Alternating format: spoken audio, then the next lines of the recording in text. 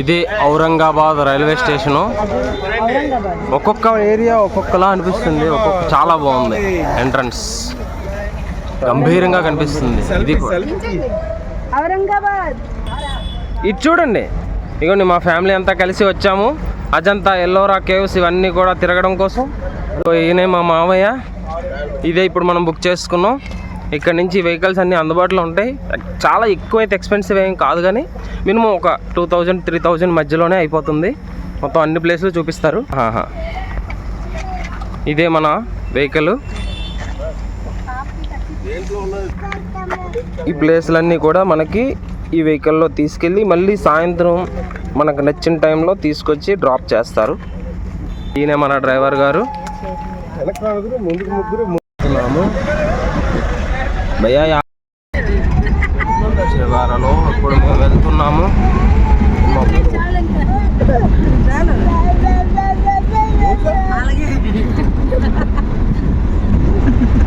మా ఫ్యామిలీ అంతా కలిసి వెళ్తున్నాం. మా పొద్దునే డ్రైవర్ గారిని ఒంగొంగు మరీ చూస్తుంది.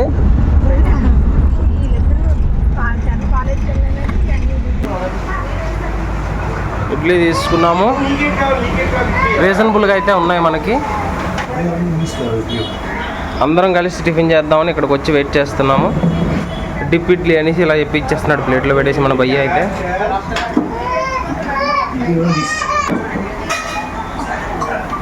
మొత్తం అందరూ సాంబార్ ఇడ్లీ తీసుకున్నారు మన వాళ్ళు అయితే. మనం అయితే తాజ్మహల్ దగ్గరికి వచ్చాము. ఇది ఢిల్లీ దగ్గర ఉండే ముంతాజ్ కోసం కట్టిన తాజ్మహల్ కాదు, కానీ దీదీ కా మక్బరా అంటారు దీన్ని. సేమ్ తాజ్మహల్కి ఇది ఒక ఛాయాచిత్రంగా కనిపిస్తుంది. లోపల నుంచి కూడా మీకు మొత్తం చూపిస్తాము. ఇప్పుడు మనమైతే మన వెహికల్లో వచ్చేసి మా ఫ్యామిలీ అంతా కలిసి వచ్చాము. ఇది మన బుకింగ్ కౌంటరు. టికెట్స్ అయితే తీసుకుందాం. ఇప్పుడు టికెట్ కౌంటర్ కోసం కూడా మంచిగానే ఏర్పాట్లు అన్నీ బాగున్నాయి. వచ్చే దారి వెళ్ళే దారి కూడా. టికెట్ కౌంటర్ మనకి ఎంట్రన్స్ డీటెయిల్స్ కూడా ఇచ్చారు. మన టోకన్స్ టికెట్ కౌంటర్ నుంచి ఇచ్చినవి. ఇదే ఈ బీబీ కా మక్బరా అంటే మినీ తాజ్మహల్ అని చెప్పవచ్చు దీన్ని. దీని యొక్క టోటల్ గైడెన్స్ యొక్క మ్యాప్ లొకేషన్ ఇది. మరి చిన్నదే అయితే రోడ్డు ఇది అదండి చూడకుండా మొత్తం ఆడేస్తుంది. ఇదే మన main entrance mini Taj Mahal Didi కా మక్బరా. ఒకవేళ కనుక ఈ క్యూఆర్ కోడ్ని స్కాన్ చేసినట్టయితే దీనికి సంబంధించిన మొత్తం హిస్టరీ అంతా వస్తుందని ఇది ఏర్పాటు చేశారు. ఇదే మన తాజ్మహల్. మా ఫ్యామిలీ అంతా కలిసి తీసుకుంటున్నారు ఫోటోలు. తాజ్మహల్ లోపల వైపు చుట్టూ కొండల మధ్యలో తాజ్మహల్ని ఏర్పాటు చేశారు. పాలరాతితోనే కట్టారు ఈ తాజ్మహల్ కూడా. చుట్టూ కొండలే, ప్రతి కొండపైన ఒక చిన్న టెంపుల్ కనిపిస్తుంది మనకి. ఓకే,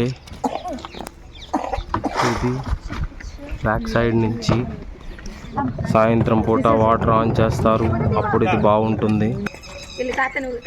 తాజ్మహల్ దగ్గర నుంచి వచ్చినాము ఇప్పుడైతే.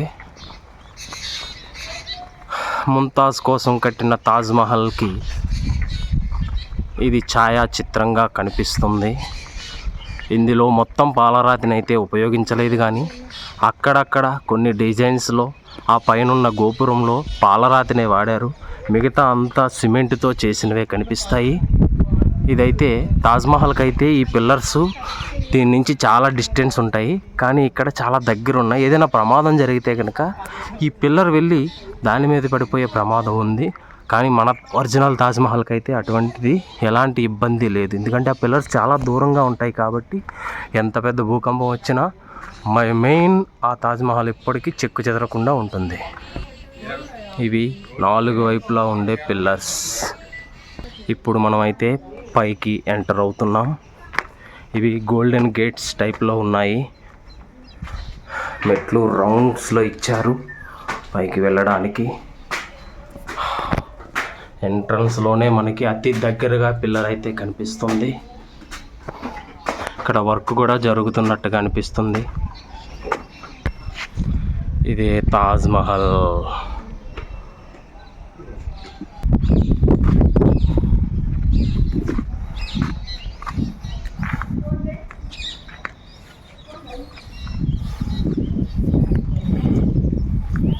ఈ పిల్లర్ చూసారా ఎంత పెద్దగా ఉందో.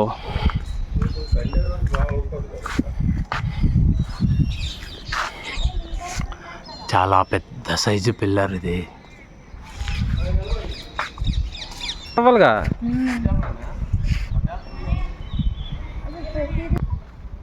ఇది వాళ్ళకి స్విమ్మింగ్ పూల్ లాగా ఉంది. ఇందులో కలువ పువ్వులు వేయి ఉంటాయి, నీళ్ళతో నింపి ఉండేవాళ్ళు ఆ రోజుల్లో, మహారాజులు యూజ్ చేసేటప్పుడు. ఇదంతా మన పాలరాయే.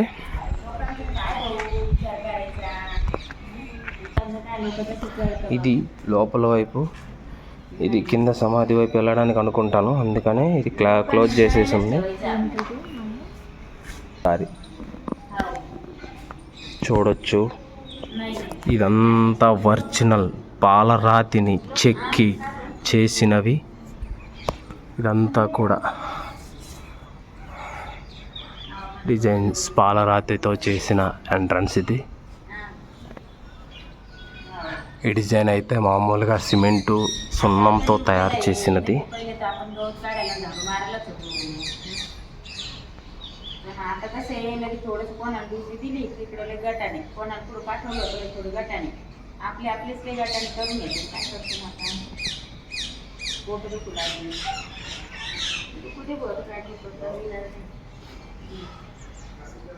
పాలరాతి కట్టడం.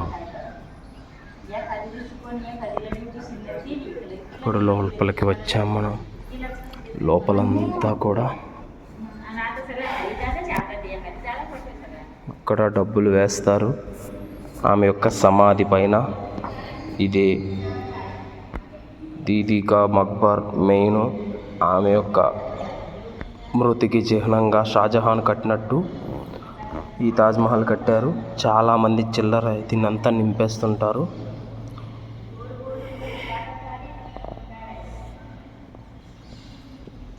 అపురూప కట్టడాల్లో ఇది కూడా చేరిపోయింది.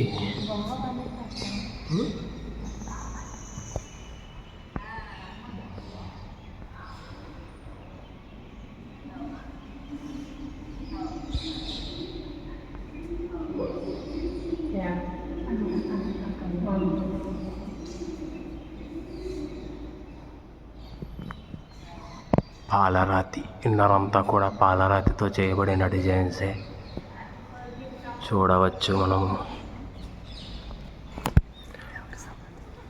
మొత్తం డోర్లన్నీ, కిటికీలన్నీ కూడా పాలరాతి చెక్కడాలు.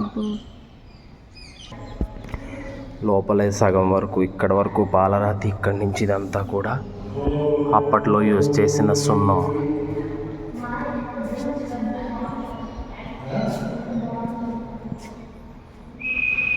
ఆ పావురం చూసారా ఎలా నించొని ఉందో.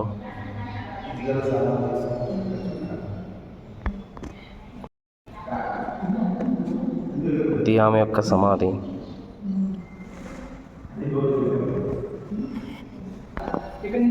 చలువరాతి కట్టడాలలో ప్రాముఖ్యమైనవన్నీ కూడా మన పూర్వీకుల చేతి పని. చూడొచ్చు, తాజ్మహల్ చూడడానికి మాతో పాటు ఉడత కూడా వచ్చింది, వెళ్ళిపోతుంది.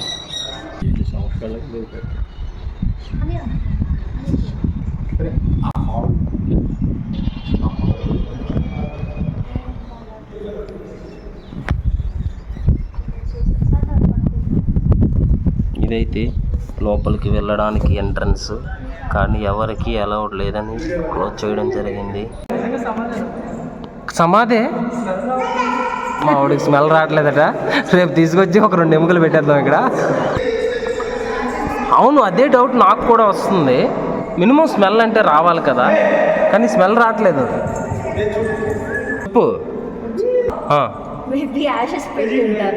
కాదు కాదు, ముస్లింలు పురాతన కాలానికి సంబంధించిన వాళ్ళందరూ కూడా వాళ్ళ ఇంపార్టెంట్ వాళ్ళ యొక్క సమాధులు ఒక పెట్టెలో పెట్టి దాని చుట్టూ సుగంధ ద్రవ్యాలను పోసేసి అటు ఎటువంటి సువాసన రాకుండా మమ్మిఫికేషన్ చేసి ఆ తర్వాత ఒక గొయ్యి తీసి అందులో కప్పెట్టిన తరువాత దానిపైన ఇలాంటి కట్టడాలన్నీ కట్టారు. అలా కట్టిందే ఇది.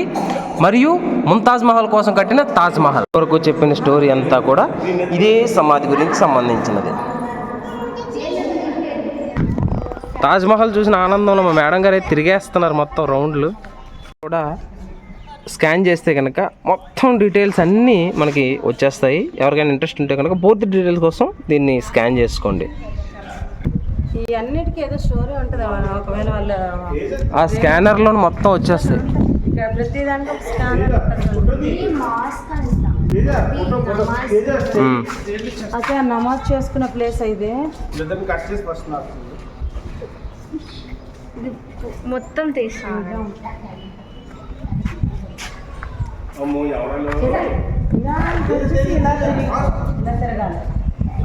ఇలా తీసుకొని ఇలా తిరగాలి. ఇది రెడీ చేయాలి. ఇది మన బ్యాక్ సైడ్ ఇందాక చూపించింది దూరం నుంచి. ఇది back side entrance, 4th pillar. ఇదైతే ఫైనల్ పిల్లర్. ఇంక ఇక్కడ నుంచి బ్యాక్గ్రౌండ్ ఇదంతా చూడొచ్చు. చుట్టూ ప్రహారీ. ఓకే.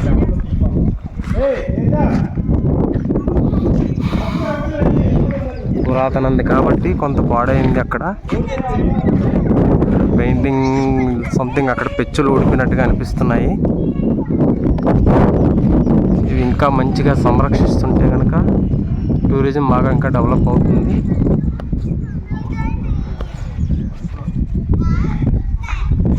మనం బ్యాక్ సైడ్ ఫ్రంట్ సైడ్ నుంచి చూసుకుంటూ వచ్చాం కదా. ఇది ఇప్పుడు బ్యాక్ సైడ్ చుట్టూ ప్రహారీ అంతా మనకి బాగా క్లియర్గా కనిపిస్తుంది. అది చుట్టూ అక్కడ ఒక గుడి కనిపిస్తుంది కొండపైన. మళ్ళీ అక్కడ ఒక గుడి కనిపిస్తుంది కొండపైన. మళ్ళీ అక్కడ ఒక గుడి కనిపిస్తుంది కొండపైన. ఇంకా ఇటు సైడ్ కూడా ఆ చివర కూడా కొన్ని కొండలు గుడులు కనిపిస్తూ ఉంటాయి. చుట్టూ గుడులు, ఆ మధ్యలో తాజ్ మహల్. బాగుంది కదా. చుట్టూ గుడులు, మధ్యలో తాజ్ మహల్. ఇది పూర్తి బ్యాక్ సైడ్ మొత్తం టర్నింగ్. ఇదంతా కూడా ఫస్ట్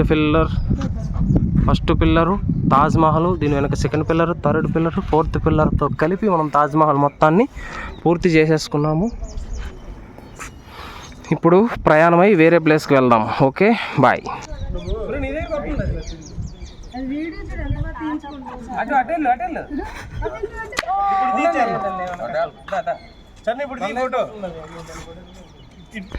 నాలుగు వైపులు ఇలాంటివే కనిపిస్తాయి మనకి. చూసారా ఎంత విశాలమైన ప్రాంతమో ఇదంతా కూడా.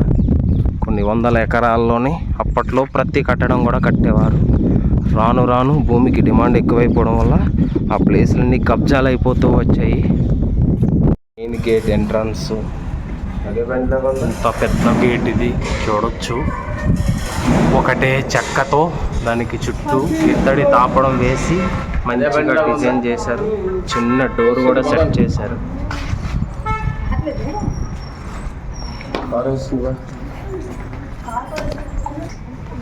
అయిపోయింది చూసేసుకొని ఇప్పుడు ఎల్లోరా గుహలకి వెళ్తున్నాం.